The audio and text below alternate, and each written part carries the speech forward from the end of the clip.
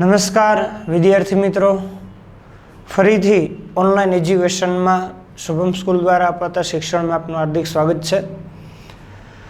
Chapter number 2 અર્થશાસ્ત્રની અંદર આપણે વૃદ્ધિ અને વિકાસના નિર્દેશકોનો અભ્યાસ કરીએ છીએ, જેમાં પહેલો પ્રશ્ન આપણે પૂર્ણ કર્યો હતો.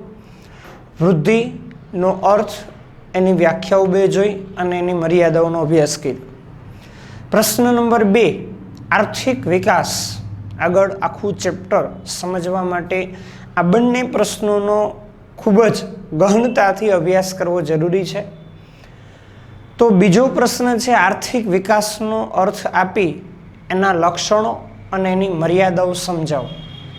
હવે જેમ આર્થિક વૃદ્ધિની આખી પ્રક્રિયા આપણે જોઈતી કે લાંબા ગાળા સુધી અર્થતંત્રમાં ચીજ વસ્તુના કુલ ઉત્પાદનમાં જે વધારો થાય તો એ પરિમાણાત્મક પરિવર્તન છે, જેને કારણે દેશની વાસ્તવિક રાષ્ટ્રીય આવક અને માથાદીઠ આવક પણ વધે છે, જેને આપણે આર્થિક વૃદ્ધિ તરીકે ઓળખીએ છીએ. એવી જ રીતે અહીંયા પણ આર્થિક વિકાસનો અભ્યાસ આપણે કરવાનો છે.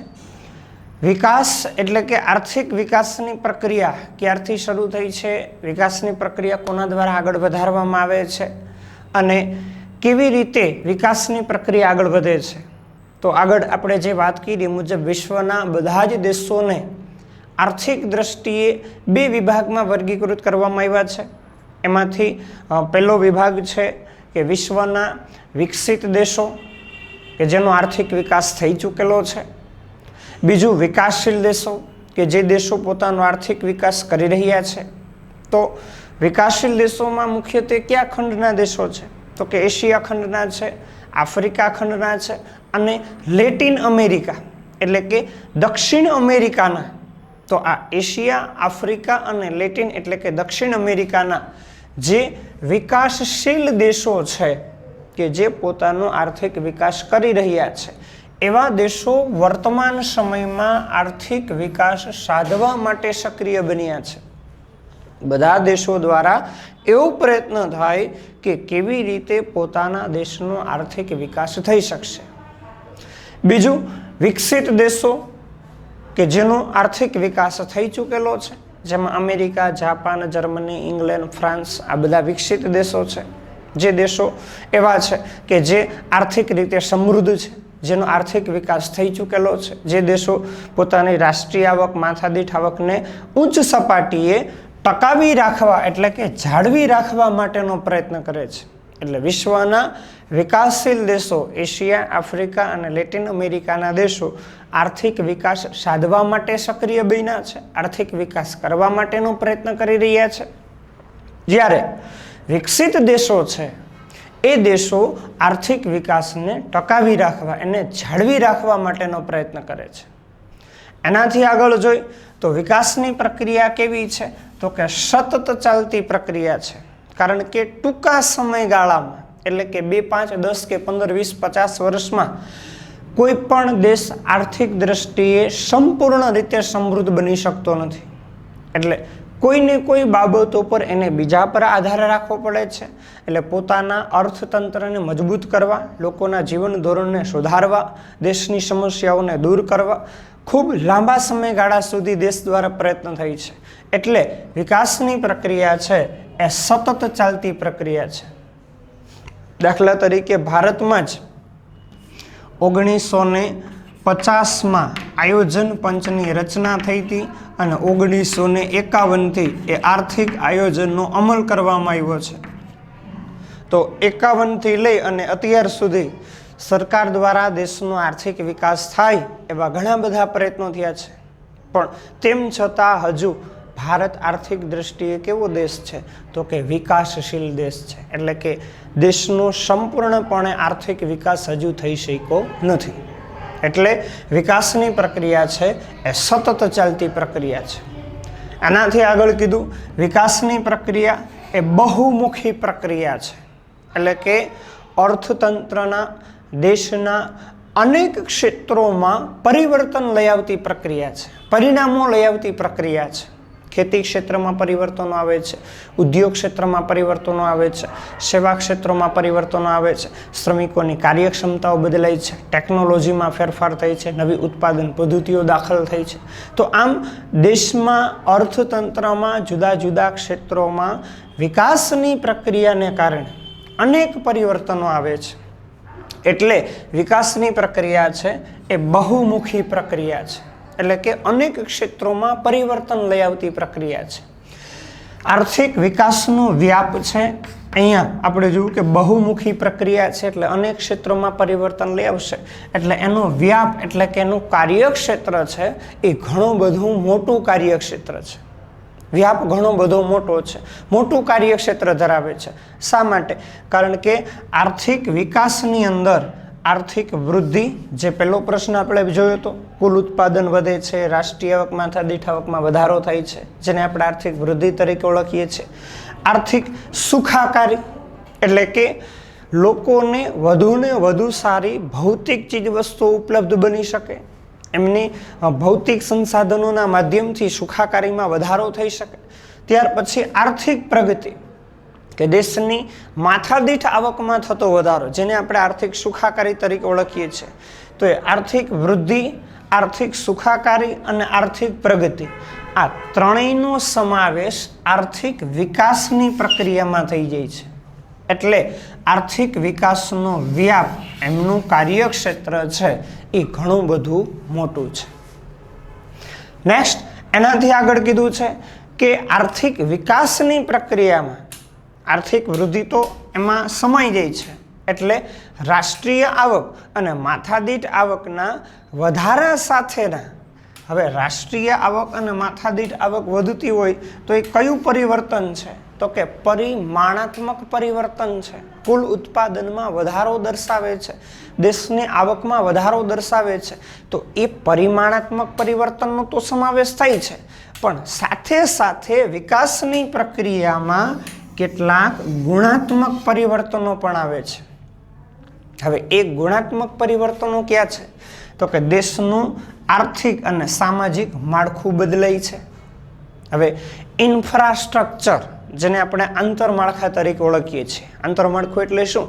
તો કે દેશના વિકાસ માટે જરૂરી એવી સગવડો અને વ્યવસ્થાઓનો સમૂહ. દેશના વિકાસ માટે જરૂરી એવી સગવડો અને વ્યવસ્થાઓનો સમૂહ, જેને આપણે આંતરમાળખા તરીકે ઓળખીએ છીએ, જેના બે ભાગ છે, એક આર્થિક અને બીજું સામાજિક. એમાંથી વાહન વ્યવહાર, સંદેશા વ્યવહાર, વીજળી, બેન્કિંગ, વીમો અને સિંચાઈ, આ બધી સગવડો છે જેને આર્થિક માળખા તરીકે ઓળખવામાં આવે. અને શિક્ષણ, આરોગ્ય, રહેઠાણ, પાણી, ડ્રેનેજ, એ બધી સગવડો છે જેના સમૂહને સામાજિક માળખા તરીકે ઓળખવામાં આવે છે. તો જેમ જેમ દેશનો આર્થિક વિકાસ થતો જશે એમ આર્થિક અને સામાજિક બંને આંતરમાળખાકીય સુવિધાઓ છે, બંને વ્યવસ્થાઓ છે, જેનું કાર્યક્ષેત્ર વધતું જશે, એટલે કે સગવડોનો વિસ્તાર વધતો જશે, એની ગુણવત્તામાં સુધારો થતો જશે. દાખલા તરીકે વાહન વ્યવહાર છે તો રસ્તાઓની લંબાઈ વધે છે, વાહનોની સંખ્યા વધે છે. સંદેશા વ્યવહાર છે તો એમાં આધુનિક સુવિધાઓ આપણને ઉપલબ્ધ બની છે. એવી જ રીતે સામાજિક માળખામાં જોઈ તો શિક્ષણ છે તો સાક્ષરતાના દરમાં વધારો થતો જાય છે, શૈક્ષણિક સંસ્થાઓની સંખ્યા વધતી જાય છે. એની સાથે સાથે યુનિવર્સિટીઓની સંખ્યા વધતી જાય છે, તો એ શિક્ષણના સ્તરમાં થયેલો સુધારો સૂચવે છે. એટલે આમ આર્થિક અને સામાજિક બંને પ્રકારનું આ માળખું છે એ માળખું વિકાસની પ્રક્રિયાને કારણે બદલાય છે.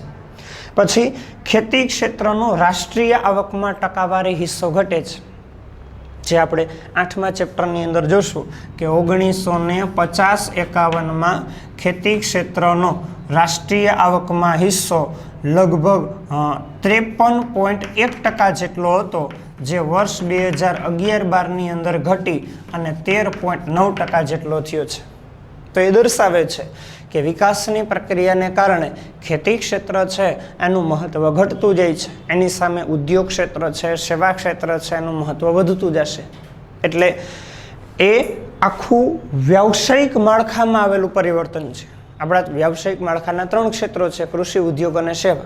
તો પ્રારંભિક તબક્કામાં જ્યારે દેશ આર્થિક દ્રષ્ટિએ અલ્પ વિકસિત હોય, નબળો દેશ હોય, તો ખેતી ક્ષેત્રનું પ્રભુત્વ વધારે હોય છે. અહીં આપણે વાત કરી હતી 50માં ભારતે આયોજન પંચની રચના કરી અને 51થી એનો અમલ થયો. એટલે વિકાસની શરૂઆત ક્યારથી થઈ છે? તો 1951થી. તો ત્યારે દેશ આર્થિક દ્રષ્ટિએ નબળો હતો, તો ત્યારે ખેતી ક્ષેત્રનું પ્રભુત્વ વધારે હતું, 53.1% જેટલો હિસ્સો છે. અને અત્યારે ઘટીને કેટલો થયો છે? તો કે 13.9%. આ જ સ્થિતિ રોજગારીના પ્રમાણમાં પણ છે. રોજગારીના પ્રમાણમાં 72% હિસ્સો હતો, જે 49% જેટલો થયો છે. તો એ પણ દર્શાવે છે કે રોજગારીનું મહત્વ પણ ઘટ્યું છે. પછી નવી ટેકનોલોજીનો ઉપયોગ થાય છે. વિકાસની પ્રક્રિયા છે કે જે નવીનીકરણ ઉપર આધારિત પ્રક્રિયા છે, કે જેમાં દરેક આર્થિક પ્રવૃત્તિઓ, દરેક એકમો છે કે જેમાં સમયાંતરે જે યંત્રો, સાધનો ઉપયોગમાં લેવાય છે, એમાં નવા યંત્રો, નવા સાધનો, નવી ટેકનોલોજીનો ઉપયોગ થાય. તો એ નવી ટેકનોલોજી છે કે જેના માધ્યમથી ઓછા સમયમાં ઓછા ખર્ચે ઉત્પાદન કરવું શક્ય બનશે. એટલે સમય અને ખર્ચ બચે.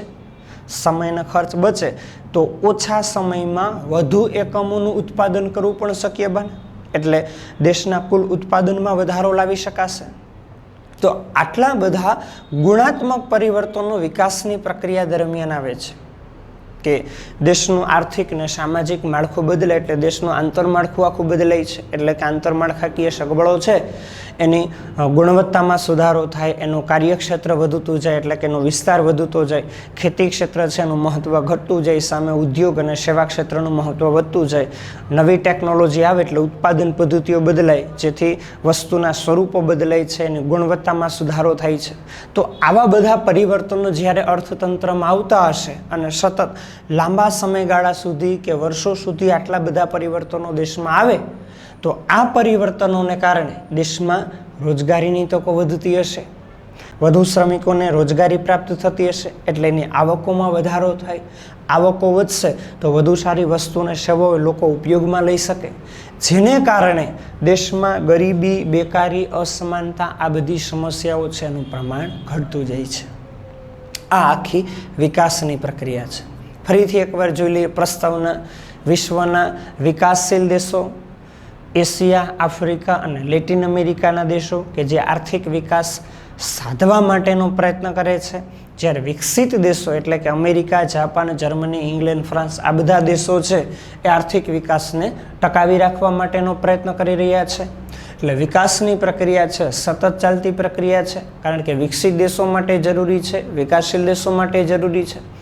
વિકાસની પ્રક્રિયા બહુમુખી પ્રક્રિયા, કારણ કે અનેક ક્ષેત્રોમાં પરિવર્તન લઈ આવતી પ્રક્રિયા છે.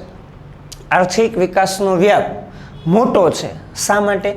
કારણ કે આર્થિક વૃદ્ધિ, આર્થિક સુખાકારી અને આર્થિક પ્રગતિ ત્રણેય પ્રક્રિયાઓ છે એમનો સમાવેશ આર્થિક વિકાસમાં થઈ જાય છે. પછી આર્થિક વિકાસમાં રાષ્ટ્રીય આવક અને માથાદીઠ આવકના વધારા સાથેના, રાષ્ટ્રીય આવક અને માથાદીઠ આવક શા માટે વધે છે? કારણ કે દેશના કુલ ઉત્પાદનમાં વધારો થાય. કુલ ઉત્પાદનમાં વધારો દર્શાવતું પરિવર્તન કયું છે? તો કે પરિમાણાત્મક પરિવર્તન. તો એની અંદર આવશે, કારણ કે વૃદ્ધિનો સમાવેશ વિકાસમાં થઈ જાય છે, તો પરિમાણાત્મક પરિવર્તનો તો આવે છે, પણ સાથે સાથે વિકાસની પ્રક્રિયામાં કેટલાક ગુણાત્મક પરિવર્તનો પણ આવે છે. એટલે એ ગુણાત્મક પરિવર્તનો ક્યાં છે? તો કે દેશનું આર્થિક અને સામાજિક માળખું બદલે, એટલે કે બધી સગવડો છે એનો વિસ્તાર વધે, એની ગુણવત્તામાં સુધારો થાય. પછી ખેતી ક્ષેત્ર છે એનો રાષ્ટ્રીય આવકમાં ટકાવારી હિસ્સો ઘટતો જાય, સામે ઉદ્યોગ ને સેવા ક્ષેત્રનો હિસ્સો વધતો જાય. પછી નવી ટેકનોલોજીનો ઉપયોગ થાય એટલે સમય અને ખર્ચ બચે, અને આવા બધા પરિવર્તનોની સાથે આવક વૃદ્ધિ થતી જાય, એટલે કે દેશની રાષ્ટ્રીય આવક, માથાદીઠ આવકો વધતી જાય. અને જો દેશની ગરીબી, બેકારી અને અસમાનતા જેવી સમસ્યાઓ છે એમાં પણ ઘટાડો થતો હોય તો સાચા અર્થમાં દેશનો આર્થિક વિકાસ થઈ રહ્યો છે એમ કહી શકાય. હવે એનાથી આગળ આ પ્રસ્તાવના જે આપણે જોઈ એના પરથી આપણે એનો સામાન્ય અર્થ જોવાનો છે કે સાચા અર્થમાં વિકાસની પ્રક્રિયાને ટૂંકમાં શું કહી શકાય? તો કે આર્થિક વિકાસ એક એવી પ્રક્રિયા છે કે જેમાં સંસ્થાકીય, માળખાકીય અને મનોવૈજ્ઞાનિક પરિવર્તનોની સાથે, અહીંયા પરિવર્તનો તો આપણે જોયા હતા, પરિમાણાત્મક પરિવર્તનો અને ગુણાત્મક પરિવર્તનો બે આવે છે. તો સંસ્થાકીય પરિવર્તન શું છે? સંસ્થાકીય પરિવર્તન કોને કહી શકાય? અહીંયા હમણાં આપણે વાત કરી હતી કે દેશનું આર્થિક ને સામાજિક માળખું બદલે. ધારો કે વાહન વ્યવહારની સગવડો વધે છે. હવે વાહન વ્યવહારની સગવડો વધતી હોય તો રસ્તાઓની લંબાઈ વધશે, પાકા રસ્તાઓ દેશમાં તૈયાર થશે, વાહનોની સંખ્યા વધશે. તો એમાં સરકારની ભૂમિકા હશે ને કે રસ્તાઓનું નિર્માણ કરવામાં આવે, પાકા રસ્તાઓ તૈયાર કરવામાં આવે, નાણાકીય સહાયો આપવામાં આવે. તો કોઈ પણ ક્ષેત્રના વિકાસ માટે સરકાર દ્વારા, ધારો કે ખેતી ક્ષેત્ર છે તો ખેતી ક્ષેત્રના વિકાસ માટે સરકાર દ્વારા નિયંત્રિત બજારોની રચના કરવામાં આવી. ત્યાર પછી પોષણક્ષમ ભાવ આપવામાં આવે છે. પછી સિંચાઈની સગવડો તૈયાર કરવામાં આવે છે, ધિરાણની સુવિધાઓ આપવામાં આવે છે. તો આ બધી જે સુવિધાઓ વધારવામાં આવે છે, એમાં પરિવર્તનો લઈ આવવામાં આવે છે. આ પરિવર્તનો એ સંસ્થાકીય પરિવર્તનો છે કે કોઈ પણ ક્ષેત્રના વિકાસ માટે સરકાર દ્વારા જે પગલાઓ લેવામાં આવે છે એ સંસ્થાકીય પરિવર્તનો છે. પછી માળખાકીય પરિવર્તનો કે દેશનું આર્થિક અને સામાજિક માળખાકીય સુવિધાઓ છે, એ સુવિધાઓની કાર્યક્ષેત્ર વધતું જાય છે, એની ગુણવત્તામાં સુધારો થતો જાય છે, એનો વિસ્તાર વધતો જાય છે. તો એ માળખાકીય પરિવર્તનો છે. અને ત્રીજું આપ્યું છે મનોવૈજ્ઞાનિક પરિવર્તનો કે લોકોની માનસિકતા છે, લોકોની વિચારશૈલી છે કે જે પરંપરાગત હોય, રૂઢિચુસ્ત વિચારશૈલી છે, એમાં પરિવર્તનો લઈ આવે છે. જેથી લોકોની જીવનશૈલીમાં ફેરફાર થાય, લોકો જે આર્થિક પ્રવૃત્તિઓ સાથે જોડાયેલા હોય એમાં પણ પરિવર્તન આવે છે.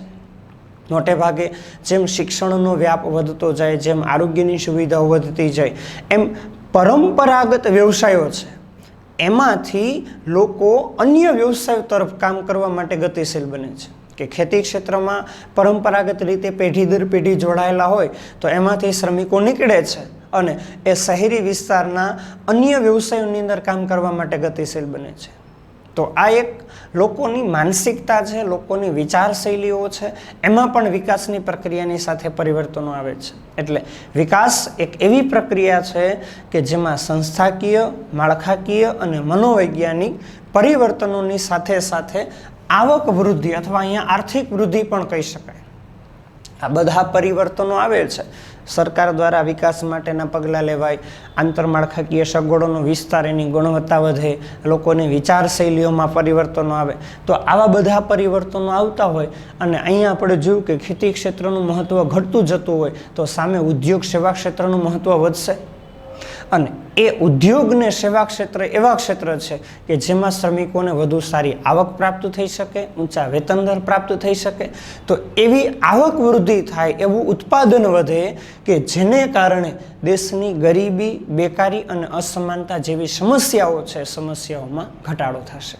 તો આ એક વિકાસની પ્રક્રિયા થાય. આવો સામાન્ય અર્થ છે. ફરીથી જો આર્થિક વિકાસ એક એવી પ્રક્રિયા છે કે જેમાં સંસ્થાકીય, માળખાકીય અને મનોવૈજ્ઞાનિક પરિવર્તનોની સાથે સાથે આવક વૃદ્ધિ એવી રીતે થાય કે જેથી દેશમાં ગરીબી, બેકારી અને અસમાનતા જેવી સમસ્યાઓમાં ઘટાડો થાય. એટલે કે આ બધા પરિવર્તનોની સાથે દેશનું ઉત્પાદન વધતું હોય, દેશમાં રોજગારીની તકો વધતી હોય, લોકોની આવકોમાં વધારો થતો હોય, તો એ વધારા, એ પરિવર્તનોની સાથે દેશમાં ગરીબી, બેકારી અને અસમાનતા જેવી સમસ્યાઓ છે કે જેની અંદર ઘટાડો થશે.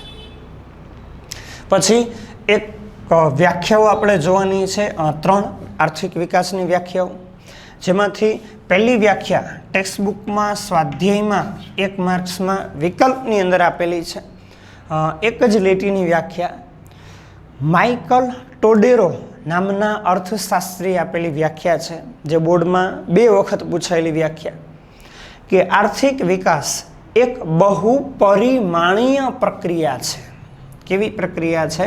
તો કે બહુપરિમાણીય પ્રક્રિયા છે. હવે બહુપરિમાણ પ્રક્રિયા એટલે શું? તો પરિમાણ એટલે પરિણામ દર્શાવતી, પરિણામ લઈ આવતી પ્રક્રિયા છે. કે વિકાસની પ્રક્રિયાને કારણે દેશના અર્થતંત્રના અનેક ક્ષેત્રોમાં હકારાત્મક કે સારા પરિણામ લઈ આવતી પ્રક્રિયા છે. અહીંયા સંસ્થાકીય પરિવર્તનમાં હમણાં આપણે ઉદાહરણ લીધું કે ખેતી ક્ષેત્રના વિકાસ માટે સરકાર દ્વારા પગલાઓ લેવામાં આવે, સિંચાઈની સગવડતાઓ વધારવામાં આવશે તો વર્ષો સુધી ગ્રામ્ય વિસ્તારમાં ખેતી ક્ષેત્રની અંદર એ પાણીનો જથ્થો ઉપલબ્ધ બની શકશે. રસ્તાઓની લંબાઈ વધારવામાં આવશે તો વર્ષો સુધી ગામડું અને શહેર બંને વચ્ચેનો વેપાર વાણિજ્ય જળવાઈ રહેશે, એમાં વધારો થઈ શકશે. તો આમ વિકાસની પ્રક્રિયા છે એ અનેક ક્ષેત્રોમાં ખૂબ મોટા ક્ષેત્રોની અંદર પરિણામ દર્શાવતી, પરિણામ લઈ આવતી પ્રક્રિયા છે. માટે એ આર્થિક વિકાસ એ બહુપરિમાણીય પ્રક્રિયા છે. આવી વ્યાખ્યા કોની આપેલી છે? તો કે માઇકલ ટોડેરોએ આપેલી વ્યાખ્યા છે. પછી બીજી G.M. મેયર નામના અર્થશાસ્ત્રી આપેલી વ્યાખ્યા. એમની વ્યાખ્યા થોડીક વિસ્તૃત વ્યાખ્યા છે. જુઓ કે આર્થિક વિકાસ એક એવી પ્રક્રિયા છે કે જેમાં ગરીબી રેખા હેઠળ જીવતી વસ્તીમાં વધારો ન થાય, આવકની વહેંચણી વધુ અસમાનતા ધારણ ન કરે, એ શરતોને આધીન રહી અને દેશની વાસ્તવિક માથાદીઠ આવકમાં લાંબા ગાળા સુધી વધારો જન્માવે છે, તો એને આર્થિક વિકાસ કહેવાય. અહીંયા આપણે મુખ્ય બે શબ્દો જોવાના છે. પહેલું વાક્ય શું કીધું? કે આર્થિક વિકાસ એક એવી પ્રક્રિયા છે કે જેમાં ગરીબી રેખા હેઠળ જીવતી વસ્તીમાં વધારો ન થાય. હવે ગરીબી રેખા છે એ આપણે 5મા ચેપ્ટરમાં ભણવાની છે. અત્યારે ટૂંકમાં એની સમજૂતી જોઈ લઈ. ગરીબી રેખા એટલે શું? તો કે જીવન જરૂરી ચીજ વસ્તુઓ અને સેવાઓ. પહેલાં તો આપણે જોવાનું જીવન જરૂરી વસ્તુ અને સેવાઓ કઈ છે, આપણને ખ્યાલ છે. અનાજ, કપડાં, મકાન, શિક્ષણ, આરોગ્ય, આ બધી આપણી જીવન જરૂરી વસ્તુ અને સેવાઓ છે. તો એ જીવન જરૂરી વસ્તુઓ અને સેવાઓ ખરીદવા માટે, એમને મેળવવા માટે નક્કી કરવામાં આવેલ આવક અથવા ખર્ચની લઘુત્તમ સપાટી. દાખલા તરીકે છેલ્લું સુરેશ તેંડુલકર સમિતિનું ધોરણ 2011-12નું છે કે ગ્રામ્ય વિસ્તારના વ્યક્તિએ દર મહિને 816 રૂપિયાનો ન્યૂનતમ ખર્ચ કરવો જરૂરી છે. જો વ્યક્તિ આટલો ખર્ચ કરી શકે તો પોતાની પ્રાથમિક જરૂરિયાતો છે, મૂળભૂત જરૂરિયાતો છે એને સંતોષી શકે. અને શહેરી વિસ્તારના લોકોએ દર મહિને 1000 રૂપિયાનો ખર્ચ કરવો જરૂરી છે. તો આ આવક અને ખર્ચનું એક ધોરણ નક્કી કરવામાં આવ્યું. જે ધોરણ સરકાર રાહત દરે જે અનાજનું વિતરણ કરે છે એને આધીન પોતાની જરૂરિયાતોને સંતોષવા માટેનું ધોરણ છે, જેને આપણે ગરીબી રેખા કહી શકીએ. તો 2011-12ના વર્ષમાં ભારતમાં લગભગ 21.9% જેટલી વસ્તી એવી હતી કે જે આટલી આવક નથી મેળવી શકતી. એટલે કે ગરીબી રેખા હેઠળ જીવતી વસ્તી હતી 21.9%, કે જે આટલો ન્યૂનતમ ખર્ચ કરી શકતી નથી. તો એ ગરીબી રેખા હેઠળ શું કીધું વાક્યમાં? કે ગરીબી રેખા હેઠળ જીવતી વસ્તીમાં વધારો ન થાય. તો ગરીબી રેખા હેઠળ કેટલી વસ્તી જીવે છે ભારતમાં? તો કે 21.9%. 2011-12માં ભારતની જનસંખ્યા 121.02 કરોડની જનસંખ્યા હતી. એમાંથી 21.9% એવી છે કે જે ન્યૂનતમ જરૂરિયાતોને સંતોષવા માટેની પણ આવક ધરાવતી નથી. હવે એમાં વધારો ન થાય. બીજું વાક્ય, આવકની વહેંચણી વધુ અસમાનતા ધારણ ન કરે. 5મા ચેપ્ટરમાં જ કીધું છે કે ભારતની ધનિક 1% વસ્તી છે જેના ભાગે આવકનો લગભગ 12.6% જેટલો હિસ્સો પ્રાપ્ત થાય છે.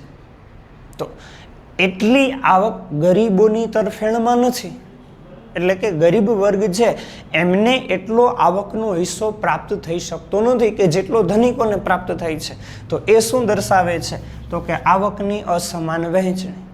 તો બે વાક્ય, ગરીબી રેખા કે જે ન્યૂનતમ જરૂરિયાતોને સંતોષવા માટે નક્કી કરવામાં આવેલ આવક અથવા ખર્ચની લઘુત્તમ સપાટી, જેને આપણે ગરીબી રેખા કહી છે, જે આ બે ધોરણો છે 5મા ચેપ્ટરમાં આપણે યાદ રાખશું, 816 ને 1000 રૂપિયા. હવે એમાં કેટલી વસ્તી જીવે છે? તો કે 21.9%. તો એ 21.9% વસ્તી છે એમાં વધારો ન થાય, એટલે કે ગરીબી રેખા હેઠળ જીવતી વસ્તીમાં વધારો ન થાય, આવકની વહેંચણી વધુ અસમાનતા ધારણ ન કરે, જે 12.6% હિસ્સો ધનિક 1% વસ્તીને ભાગે પ્રાપ્ત થાય છે એમાં હવે વધારો ન થવો જોઈએ, તો એ આવકની વહેંચણી વધુ અસમાન નહીં બને. આ બે શરતોને આધીન રહી આ બે પ્રક્રિયાઓ દેશમાં ન થાય અને ત્યાર પછી દેશની વાસ્તવિક માથાદીઠ આવકમાં લાંબા ગાળા સુધી વધારો જન્માવે તો એ આર્થિક વિકાસની પ્રક્રિયા થઈ.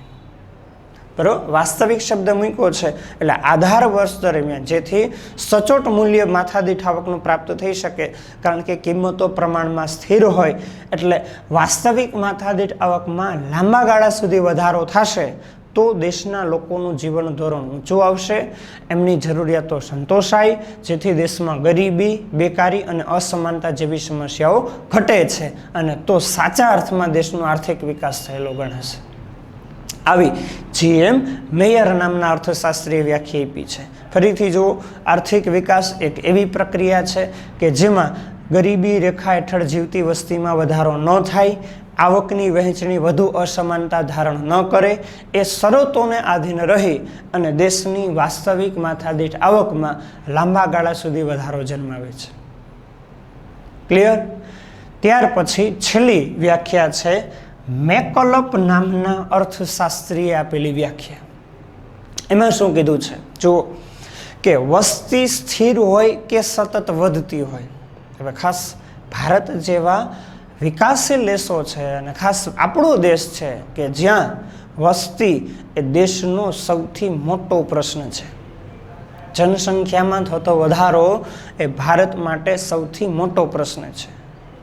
પણ અહીંયા શું કીધું છે કે વસ્તી સ્થિર હોય, જનસંખ્યામાં વધારો ન થતો હોય, ઘટાડો પણ ન થતો હોય, તો એ જનસંખ્યા પ્રમાણમાં સ્થિર છે, પણ મોટે ભાગે સંપૂર્ણ સ્થિર. કોઈ દેશોના અર્થતંત્રમાં જનસંખ્યા સંપૂર્ણ સ્થિર નથી હોતી, કાં તો એમાં વધારો થતો અથવા તો ઘટાડો થતો હશે. તો સતત વધતી હોય, જેમ ભારતમાં પ્રતિ વર્ષે જનસંખ્યામાં ઉત્તરોત્તર વધારો થાય છે. 2011ની વસ્તી ગણતરી મુજબ ભારતમાં વસ્તી વૃદ્ધિ દર 1.64% છે. સેન્સસ ઓફ ઇન્ડિયા 2011 મુજબ, એટલે કે વસ્તી ગણતરીનું પત્રક 2011નું છે, એ મુજબ વૃદ્ધિ દર 1.64% છે.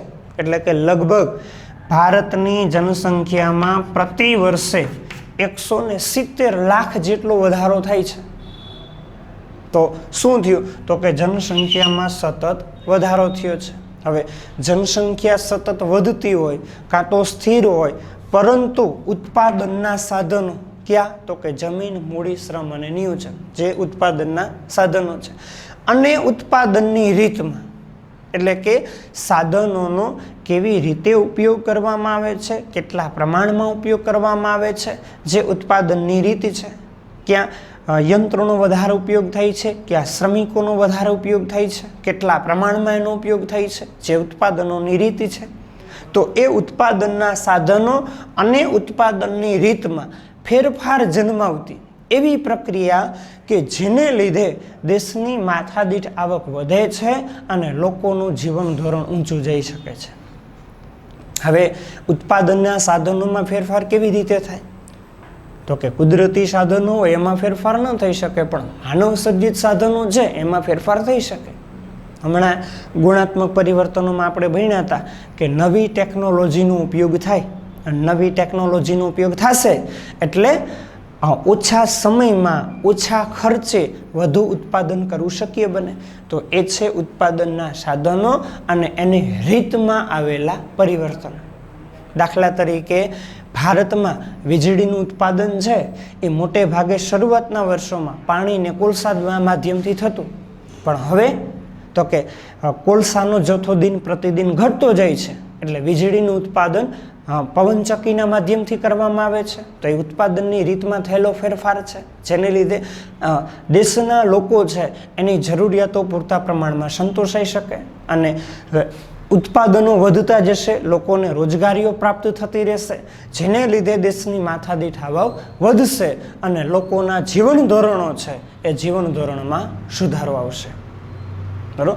અહીંયા બીજો પ્રશ્ન કે જેની પ્રસ્તાવના, સામાન્ય અર્થ અને 3 વ્યાખ્યાઓ આપણે જોઈ. ફરીથી એક વખત જોઈ લઈએ આખી પ્રસ્તાવના. પ્રસ્તાવનામાં શું જોયું તો કે વિકાસ એટલે આર્થિક વિકાસ. વિશ્વના વિકાસશીલ દેશો, એશિયા, આફ્રિકા અને લેટિન અમેરિકાના દેશો જે વિકાસશીલ દેશો આર્થિક વિકાસ કરવા માટે સક્રિય બન્યા છે, એની સામે વિકસિત દેશો છે કે જે દેશો આર્થિક વિકાસને ટકાવી રાખવા માટેનો પ્રયત્ન કરી રહ્યા છે. એટલે વિકાસની પ્રક્રિયા છે એ સતત ચાલતી પ્રક્રિયા છે. વિકાસની પ્રક્રિયા બહુમુખી પ્રક્રિયા છે, કારણ કે એમાં અનેક ક્ષેત્રોની અંદર પરિવર્તનો આવે છે. આર્થિક વિકાસનો વ્યાપ મોટો છે, કારણ કે એમાં આર્થિક વૃદ્ધિ, આર્થિક સુખાકારી અને આર્થિક પ્રગતિ ત્રણેય એમાં સમાઈ જાય છે.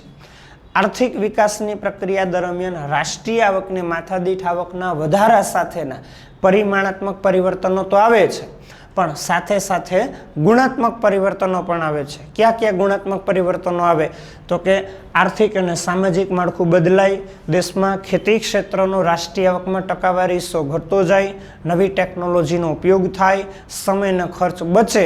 આવા બધા પરિવર્તનોની સાથે ગરીબી, બેકારી અને અસમાનતા જેવી સમસ્યાઓમાં ઘટાડો થાય છે. પછી આપણે એનો સામાન્ય અર્થ જોયો કે આર્થિક વિકાસ એક એવી પ્રક્રિયા છે કે જેમાં સંસ્થાકીય, માળખાકીય અને મનોવૈજ્ઞાનિક પરિવર્તનોની સાથે સાથે આવક વૃદ્ધિ એવી રીતે થાય કે જેથી દેશમાં ગરીબી, બેકારી અને અસમાનતા જેવી સમસ્યાઓમાં ઘટાડો થાય છે. પછી ખાસ અગત્યની સ્વાધ્યાયની 1 માર્કનો વિકલ્પ છે. આર્થિક વિકાસ એ બહુપરિમાણીય પ્રક્રિયા છે. આ વિધાન કયા અર્થશાસ્ત્રીએ આપ્યું છે તો કે માઇકલ ટોડેરો. પછી 2 વ્યાખ્યાઓ જોઈએ, એક GM મેયર અને બીજી મેકલપે આપેલી વ્યાખ્યા. GM મેયરે શું આપી છે વ્યાખ્યા તો કે આર્થિક વિકાસ એક એવી પ્રક્રિયા છે કે જેમાં ગરીબી રેખા હેઠળ જીવતી વસ્તીમાં વધારો ન થાય, આવકની વહેંચણી વધુ અસમાનતા ધારણ ન કરે, એ શરતોને આધીન રહી અને દેશની વાસ્તવિક માથાદીઠ આવકમાં વધારો જન્માવે છે. અને છેલ્લી વ્યાખ્યા આપણે જોઈ મેકલપે આપેલી વ્યાખ્યા કે વસ્તી સ્થિર હોય કે સતત વધતી હોય, પરંતુ ઉત્પાદનના સાધનો અને ઉત્પાદનની રીતમાં ફેરફાર જન્માવતી એવી પ્રક્રિયા છે કે જેને લીધે દેશની માથાદીઠ આવક વધે છે અને લોકોનું જીવન ધોરણ ઊંચું જાય છે. બાકી આગળ આર્થિક વિકાસના લક્ષણો અને એની મર્યાદાઓ છે એ આપણે નેક્સ્ટ લેક્ચરની અંદર જોશું. જય હિન્દ.